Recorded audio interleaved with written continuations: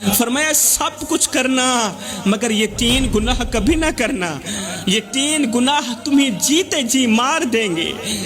تم سانسیں تو لیتے رہو گے مگر سکون نہیں پاؤ گے، چہرے پر ہنسی تو ہوگی مگر تمہارا دل قبر سے بھی زیادہ تاریک ہوگا۔ پوچھا گیا یا رسول اللہ سونیا جلدی بتائیے نا وہ کون سے 3 گناہ ہیں؟ فرمایا پہلا گناہ ماں باپ کی نافرمانی۔ فرمایا جس نے ماں کی بات کاٹی، جس نے باپ کی بات کاٹی، اس کی قسمت رب نے خود کاٹ دی اور جڑ سے کاٹ دی۔ جس کی زبان سے بوڑھے باپ کے لیے سخت الفاظ نکلے، اس کی دعائیں آسمان تک نہ پہنچی۔ ماں کی آنکھوں سے گرنے والا آنسو تمہاری پوری نسل تباہ کر سکتا ہے۔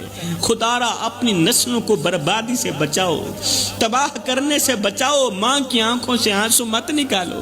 باپ کی خاموشی اگر بد دعا بن گئی تو تمہاری دعاؤں کو آسمان پر پہنچنے کا راستہ ہرگز نہیں ملے گا۔ جس نوجوان کی رات ماں کی فکر کے بغیر گزرے، اس کی صبح کبھی روشن نہیں ہوتی۔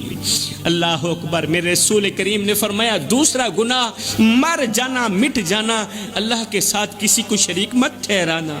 یہ وہ گناہ ہے جسے رب کبھی معاف نہیں کرے گا۔ جس نے تعویذ پر تو بھروسہ کیا، جس نے پرچی پر تو بھروسہ کیا مگر دعا پر بھروسہ نہیں کیا، جس نے پیر پر تو بھروسہ کیا مگر قرآن پر بھروسہ نہیں کیا، وہ رب کا نہیں، وہ گمراہی کا بندہ ہے، وہ تباہی کا بندہ ہے، وہ رب کا بندہ نہیں ہے۔ رب سب کچھ برداشت کرتا ہے مگر اپنے ساتھ کسی اور کو برداشت نہیں کرتا۔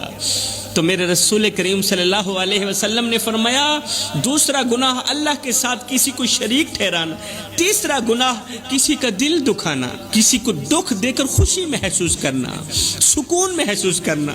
کسی کو اتنا مت ستاؤ کہ وہ اللہ کے سامنے تمہارا نام لے کر رو پڑے، کیونکہ جب مظلوم کی آہ عرش تک جاتی ہے نا تو ظالم کے محل مٹی میں ملا دیے جاتے ہیں، پھر طاقتوروں کے محل مٹی میں ملا دیے جاتے ہیں جب مظلوم کی آہ عرش تک جاتی ہے۔